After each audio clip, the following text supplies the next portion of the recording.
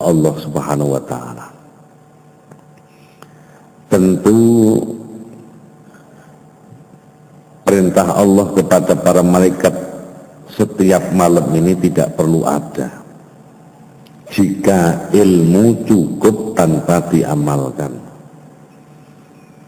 Karena saat kita merasa bahwa kedirian kita atas nama manusia tidak akan pernah mampu mengatasi problem-problemnya sendiri selama hidup, maka ketika Allah mempersilahkan kita semua memohon kepadanya, Allah pun memerintahkan kepada malaikat untuk bertanya siapa di antara kita yang memohon kepadanya.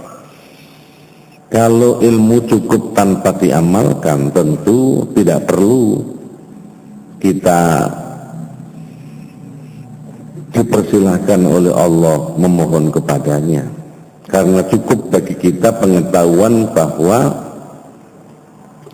hidup di dunia ini bagi siapapun tidak akan pernah mungkin mampu menyelesaikannya, memanagenya, mengaturnya dengan baik tanpa campur tangan Allah. Kalau ilmu itu cukup tanpa diamalkan, maka Allah nggak perlu harus mempersilahkan kita bertanya. Itu artinya karena ilmu itu tidak cukup tanpa dengan diamalkan. Artinya ilmu tidak cukup kecuali dengan diamalkan, maka kita sendiri paham bahwa kita senantiasa memohon rahmat anugerahnya kepada Allah. Karena ilmu tidak cukup jika tidak diamalkan, maka kita semua merasa bahwa kita ini belum sesuai dengan apa yang dikehendaki olehnya. Karena itu Allah mempersilahkan kita untuk memohon ampun kepadanya. Karena ilmu itu tidak cukup jika tidak diamalkan, maka Allah pun mempertanyakan kepada kita, siapapun di antara kita yang berkeinginan untuk tobat memohon ampun setelah dia merasa menyimpang jauh dari ketentuan-ketentuan Allah Subhanahu wa ta'ala. Niku yang pertama. Yang kedua, betapa waktu yang dipilih oleh Allah Subhanahu wa ta'ala orang berasik masuk, mendekatkan diri kepada Allah, mengajukan problem-problemnya, memohon ampunan, memohon kemudahan hidup, itu justru di malam hari, waktu di mana Allah mempersilahkan semua orang beristirahat untuk mempersiapkan pagi harinya, mereka bekerja melakukan aktivitas, justru di antara kita terbangun dan kemudian memohon kepada Allah Subhanahu wa ta'ala atas apa saja yang kita inginkan. Itulah karenanya ada sebagian para jamaah yang mereka itu di hadapan Nabi Sallallahu Alaihi Wasallam sempat menyinggung salah seorang sahabatnya, Abdullah ibnu Umar, putranya Sayyidina Umar bin Khattab. Ketika mereka membincang tentang Abdullah ibnu Umar, Rasulullah Sallallahu Alaihi Wasallam di hadapan mereka bilang, nikmar rajulu huwa law kana yusolli bil-lail. Orang yang paling baik itu sungguh adalah Abdullah ibnu Umar, jika saja dia setiap malam menunaikan sholat. Itu artinya predikat dia sebagai orang yang terbaik ini belum dipenuhi oleh sahabat Abdullah bin Umar, karena belum sesuai dengan yang dikehendaki oleh Nabi, yusolli bil-lail. Setiap malam selalu menyisakan waktu untuk berasik masuk munajat sholat kepada Allah Subhanahu wa ta'ala. Karena itu Nabi kemudian menimpali pernyataannya tadi kepada salah seorang sahabatnya, ya fulan la tuksirin naum billail fa inna kasratan naum billail yada'u sahibahu faqiran yaumal qiyamah. Wahai seseorang, janganlah kamu memperbanyak tidur di waktu malam, karena banyak tidur di waktu malam itu mengajak pelakunya kelak di hari akhir menjadi orang fakir. Artinya saat waktu malam, waktu istirahat yang Allah memang persilahkan kepada siapa saja untuk merebahkan diri, memulihkan stamina setelah sekian pagi melakukan aktivitas. Tapi justru siapapun mereka yang berkenan mencuri-curi waktu istirahatnya untuk bermunajat kepada Allah saat yang lain ini tidur, itu justru akan mengajak orang itu mendapatkan kemuliaan di hari akhir. Orang yang banyak tidur di waktu malam, maka orang itu waliyadzubillah kelak tercatat sebagai orang fakir. Kalau orang fakir di dunia seperti yang kita tahu tidak mampu melakukan banyak hal karena keterbatasan finansial. Niki nek mboten ngersakaken dados fakir, maka seperti kanjeng Nabi niku membagi waktu malam itu menjadi 3 untuk istirahat barang sebentar, kemudian sisanya dipakai untuk bermunajat kepada Allah Subhanahu wa taala. Imam Ghazali juga mengingatkan bahwa ayat yang Allah firmankan di dalam Al-Qur'an, a'udzubillahi minasyaitonir rajim, wa minal laili fatahajjat bihi nafilatan lak, ini sesungguhnya merupakan perintah. Wa minal laili, dan dari waktu malam fatahajjat bihi nafilatan lak, mestinya kalian bermunajat bersungguh-sungguh di waktu malam itu sebagai ungkapan tatawwu, sunnah yang kembali kepada kita sendiri. Jadi sesungguhnya secara mboten langsung Allah niku memerintahkan kita untuk menyisakan waktu malam untuk menunaikan tahajud, munajat kepada Allah Subhanahu wa taala. Sementara ayat yang lain, wabil ashari hum yastaghfirun, itu merupakan ayat yang mengajak kita bersyukur kepada Allah Subhanahu wa taala dengan memanjatkan diri kepada Allah atas kelemahan-kelemahan kita, belum maksimalnya kita melaksanakan peran-peran sebagaimana yang dikehendaki oleh Allah. Karena itu kita di waktu malam beristighfar, memohon ampunan kepada Allah. Itu sebagai pernyataan syukur kita, karena tidak ada orang melakukan apa kecuali Allah berikan hidayah, kecuali Allah berikan peringatan kepada yang bersangkutan. Sementara ayat wal mustaghfirina bil ashar merupakan zikir. Allah mengingatkan kita untuk senantiasa berzikir kepada Allah Subhanahu wa taala. Nabi kita Muhammad sallallahu alaihi wasallam memberikan pernyataan, salah satu aswatin yuhibbuha Allah taala sautud dik wa sautul ladzi yaqra'ul Qur'an wa sautul mustaghfirin bil ashar. Ada 3 suara, kata Nabi, yang Allah itu cinta, menyenangi 3 suara tersebut. 3 suara yang disenangi Allah SWT itu, yang pertama adalah sautud dik, suara ayam jago yang peluruk selalu saja di waktu sahur membangunkan kita semua umat manusia untuk bangun dan kemudian munajat kepada Allah SWT. Yang kedua, kata Nabi, wa sautul ladzi yaqra'ul Qur'an, suara orang yang membaca Quran. Itu suara yang disenangi oleh Allah SWT. Yang ketiga, wa sautul mustaghfirin, dan suara orang-orang yang beristighfar, memohon ampunan Allah Subhanahu wa ta'ala di setiap malam pada waktu-waktu sahur. Ini kira-kira jam 2:30 ya. Jam 2, 2:30 ngantos menjelang subuh niku waktu-waktu sahur.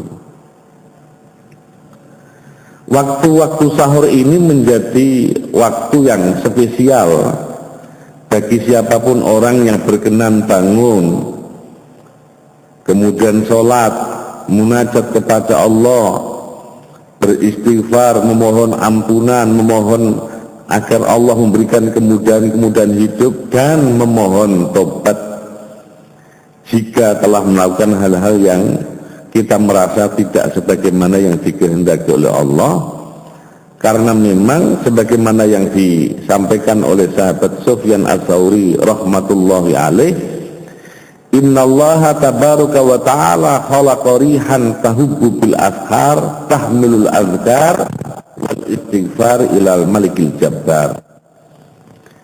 Di setiap malam di waktu-waktu sahur itu Allah sengaja menciptakan angin, yang angin itu menghembus, membawa serta zikir-zikir yang dibaca oleh seluruh umat manusia, membawa serta bacaan-bacaan istighfar, permohonan ampunan kepada Allah SWT. Angin itu menghembus, membawa serta zikir dan istighfar kepada Allah Subhanahu wa ta'ala. Itu artinya bahwa apa yang kita baca, zikir-zikir istighfar yang kita baca dengan kesungguhan hati, itu akan diterima oleh Allah Subhanahu wa ta'ala. Dan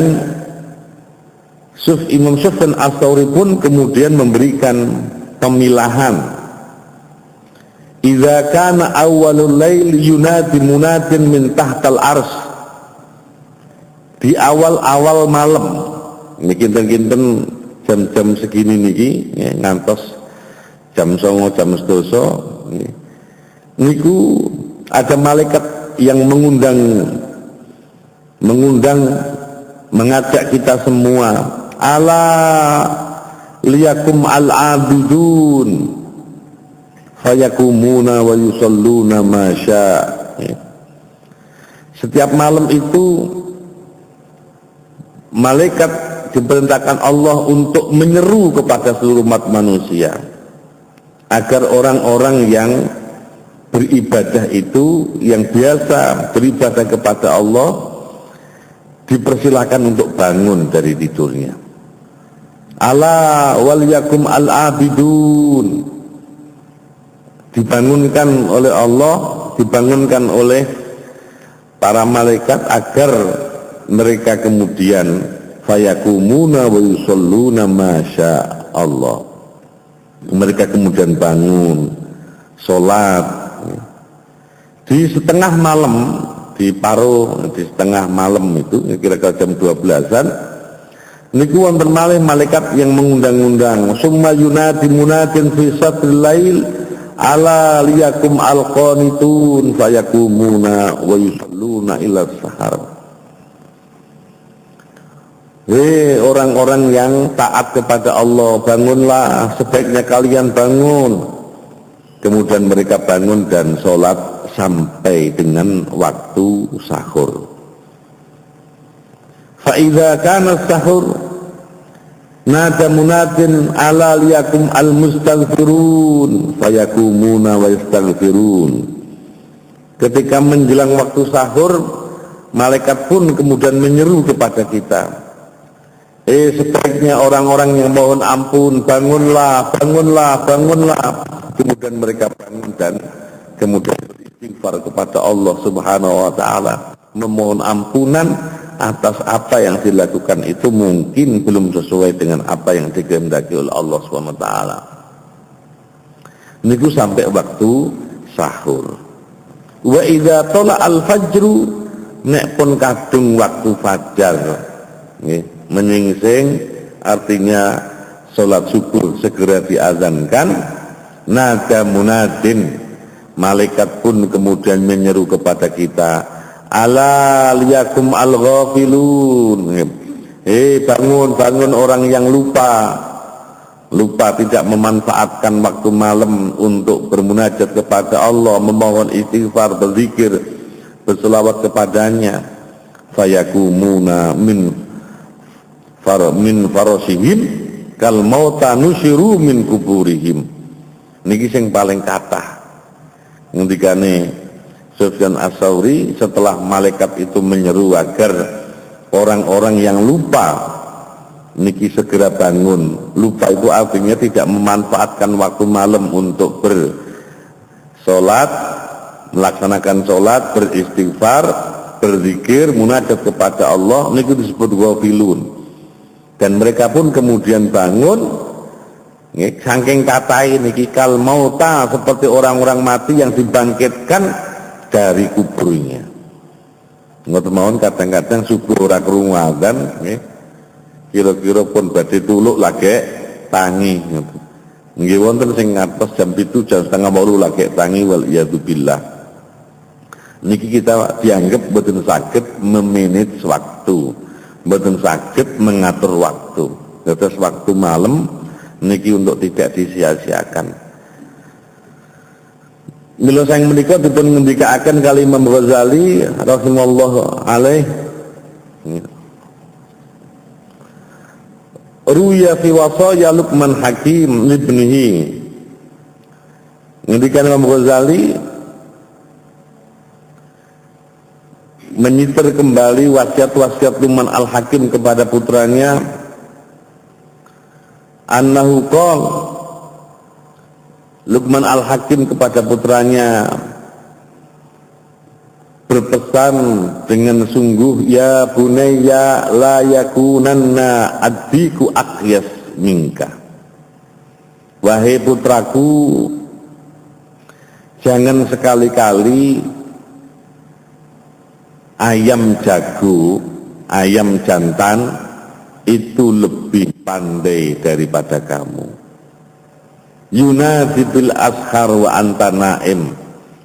Di waktu-waktu sahur ayam jago, ayam jantan niki semua sudah berkokok membangunkan orang sementara kita masih tidur. Yang tugasnya manuk niku namung nupitik, namung gugah-gugah. Dia tidak bisa melakukan berzikir sendiri sebagaimana yang Allah kehendaki dari kita umat manusia. Mila Imam Luqman Al-Hakim menghentikan jangan sampai kita tidak lebih baik daripada ayam jago. Ayam jago niku wis istiqomah jam-jam sahur niku padha kluruk membangunkan kita.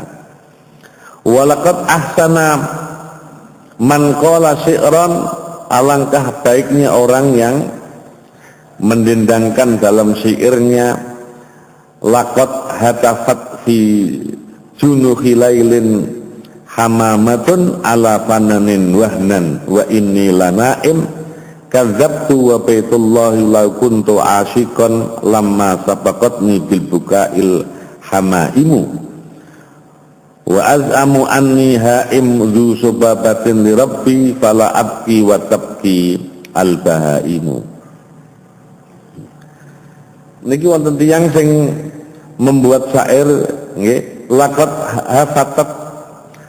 hatafat fi junuhi lailin hamamatun ala fananin wahnan wa inni lanaim. Ada di tengah malam burung terbang pada dahan atau ranting dan aku masih terlelap tidur. Kadzabtu, maka itu artinya saya berbohong terhadap diri saya sendiri. wa baitullahi law kuntu asikon, jika aku benar-benar rindu kepada Baitullah, lamma sabaqatni bil buka'il hamaimu, ketika aku didahului oleh cuitan tangisan burung-burung dara. Wa az'amu anni ha'im dzu sububatin li rabbi, ketika aku merasa bingung mengucurkan banyak air mata li rabbi untuk Tuhanku, tapi fala abki wa tabkil bahaimu, aku tidak bisa menangis, justru yang menangis para hewan. Syair ini merupakan kritik bagi kita, ya, yang kita tidak lebih baik karena kita tidak mampu memanage mengatur waktu, ya. Jadi dianggap sebagai sebuah kebohongan. Orang itu rindu kepada Baitullah, orang itu berkeinginan untuk menyurahkan sepenuhnya problem-problem hidupnya, mengadu kepada Allah SWT, tapi tidak dilakukan dengan baik. Justru beberapa hewan di malam hari itu berkicau seolah menyindir apa yang terjadi pada diri kita. Para hadir-hadirah yang dimuliakan Allah SWT, Imam Ghazali kemudian mengingatkan kepada muridnya, khalasatul ilmi an ta'lamat ta'ah wal ibadah mahiyah. Kesimpulan ilmu itu, apakah kita tahu apa yang disebut taat dan apa yang disebut ibadah. I'lam anna ta'ah wal ibadah mutaba'atu syari' fil awamir wan nawahi bil qaul wal fi'li. Ketahuilah bahwa ketaatan yang kemudian diimplementasikan dalam ibadah itu merupakan upaya mengikuti kehendak Allah Subhanahu wa taala sebagai syari', zat yang mensyariatkan, mengikuti fil awamir, semua apa yang diperintahkan Allah, wan nawahi, dan semua yang dilarang oleh Allah, bil qauli wal fi'li, dengan ucapan dan perbuatan. Kesimpulan dari ilmu mengetahui bahwa apa sesungguhnya taat dan apa sesungguhnya ibadah. Taat dan ibadah itu merupakan upaya mengikuti kehendak Allah Subhanahu wa taala dalam perintah-perintahnya dan mengindahkan betul apa yang menjadi larangannya untuk tidak dilakukan. Disebutkan yakni kullu ma taqul wa taf'al wa tatruk yakunu bi'tida'i syar'i. Mestinya semua apa yang kita ucapkan, semua apa yang kita lakukan, semua apa yang kita tinggal, itu semua diasaskan mengikuti kehendak Allah Subhanahu wa taala. Maka dicontohkan Imam Ghazali, kama law sumta yaumal id wa ayyamat tasrik takunu afiyan. Orang yang paham tentang apa itu taat dan apa itu ibadah, maka tidak akan pernah melakukan puasa di 2 hari raya Idul Fitri dan Idul Adha, serta tidak akan pernah berpuasa pada hari-hari tasyrik. Mengapa? Karena itu bentuk durhaka kepada Allah SWT. Orang yang tahu apa itu taat dan apa itu ibadah tidak akan pernah sholat fi saubin maghsubin, pada pakaian yang itu didapatkan dari ghosab. Sekalipun dinyatakan sholatnya orang yang mengenakan pakaian ghosab itu sah, tetapi haram. Kalau orang tahu masih tidak akan pernah melakukannya. Wa in kanat suratan ibadatan, surata ibadatin wa ta'tam. Sekalipun kelihatannya puasa itu adalah ibadah, sholat itu adalah ibadah, tetapi jika kita tidak mematuhi apa yang menjadi kehendak Allah SWT, Allah melarang melakukan puasa di hari 2 hari raya dan hari-hari tasyrik, kemudian Allah melarang sholat dengan mengenakan pakaian yang digosok, maka bentuk luarnya memang ibadah, tetapi dia justru mendapat dosa. Jika itu dilakukan, maka itu bukti bahwa orang itu tidak tahu apa sesungguhnya taat dan apa sesungguhnya itu ibadah. Karena itu Imam Ghazali kemudian berpesan kepada muridnya, yang bagilaka ayakuna qauluka wa fi'luka muwafiqan lisyar'i. Idil ilmu wal amalu bil iqtida'i syar'i dhalala. Maka sebaiknya apa yang kita ucapkan, apa yang kita lakukan itu harus senantiasa sesuai dengan kehendak Allah Subhanahu wa taala. Allah telah membuat rambu-rambu apa yang harus dilakukan, apa yang harus ditinggalkan. Karena itu ketika ilmu dan amal itu tidak mengikuti syarat, tidak Allah, maka itu berarti kita tersesat. Yang bagilaka alla tagtar bisudhi wa tamatis sufiyah li'anna suluka hadha tariq yakunu bil mujahadah wa qad isahwatin nafsi wa qad lihawajati sayfir riyadah la bitamati wala turuhat. Jangan sekali-kali mengecohkan kepada kita apa yang menjadi hasil akhir. Para ahli sufi melaksanakan apa saja yang tampak, sesungguhnya itu merupakan kesimpulan dari riyadah-riyadah yang dilakukan. Jadi jangan kemudian mengambil kulit, mengambil apa yang tampak dari perilaku orang-orang yang ahli sufi, tanpa harus mengetahui esensi, tanpa harus mengetahui aktivitas yang sesungguhnya yang dilakukan oleh para ahli sufi. Mereka sungguh menundukkan hawa nafsunya itu dengan cara-cara mereka tidak memanjakannya, mereka membunuh hawa nafsunya itu dengan riyadah, tidak dengan hidup dengan berfoya-foya. Karena itu sekali lagi diingatkan oleh Imam Ghazali, innal lisan al-mutlaq wal qalb al-mutlaq al-mamlu' bil ghaflah wa syahwah alamatus saqawah. Lisan itu kalau tidak terkontrol, ngendikan sak apa mawon sing dikersakaken dingendikaaken, tidak kemudian mencoba dia introspeksi diri apakah hal seperti ini diperkenankan atau tidak, menyinggung perasaan atau tidak, dan begitu seterusnya. Kalau kemudian hati ini dipenuhi oleh rasa lupa kepada Allah SWT dan hanya semata-mata mengikuti kehendak hawa nafsu, maka dikatakan Imam Ghazali itu alamat dari celaka. Fa idza lam taqtul an-nafsa bi sidqil mujahadah fala yahya qalbuka bi anwar ma'rifah. Jika kita tidak mampu membunuh keinginan hawa nafsu, menghentikan hawa nafsu dengan sepenuhnya sebagaimana orang-orang yang mujahadah kepada Allah SWT,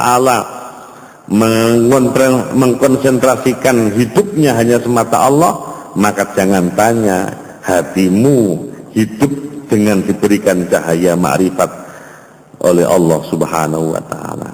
Mila saya menika menunggu kita sesarengan sekedhik napa ingkang kita mangertosi, kita tansah nyuwun hidayah dipun gantelaken Allah saged nglampahi sedaya napa ingkang sampun kita pireng saking para alim, para kiai, para ustaz kangge kesaenan gesang kita wonten ngalam donya. Mugi Allah tansah paring kita hidayah, mugi Allah tansah paring kita sehat wal afiat, dipun kampelaken ibadah, dipun paring rezeki yang halal ingkang barokah. Sedaya tiyang sepuh keluarga lan para guru ingkang sak menika sakit, khususipun Kiai Hasyim Muzadi, mugi-mugi Allah tansah paring enggal dangan enggal saras. Sedaya tiyang sepuh kita, para guru, para jamaah ingkang ngleres sampun rumiyin sowan wonten ngarsa dalem Allah Subhanahu wa taala, mugi Allah tansah paring maghfirah rahmah lan swarganipun Allah Subhanahu wa taala. kita sedaya tansah dipun paring ijabah oleh Allah napa mawon ingkang kita suwun. Allah nggambelaken kita ziarah haramain sowan wonten Kanjeng Nabi Muhammad sallallahu alaihi wasallam nglampahi haji lan umrah lan mugi-mugi putra-putra putra-putri putra wayah kita tansah Allah dadosaken aulad dan sholihin qurrata a'yun imaman lil muttaqin. Allah tepiaken keturunan kita dados musuh lan fitnah tumrap yang sekolan keluarganipun. Mugi-mugi Allah tansah paring ketetapan iman wonten pundi panggih mawon Allah ngersakaken kita sowan wonten ngarsanipun. Allah paring kita ketetapan iman lan husnul khotimah. Ala hadina wa ala kulli min sedekah wal hurmat mustafa rasulullah sallallahu Al-Fatihah.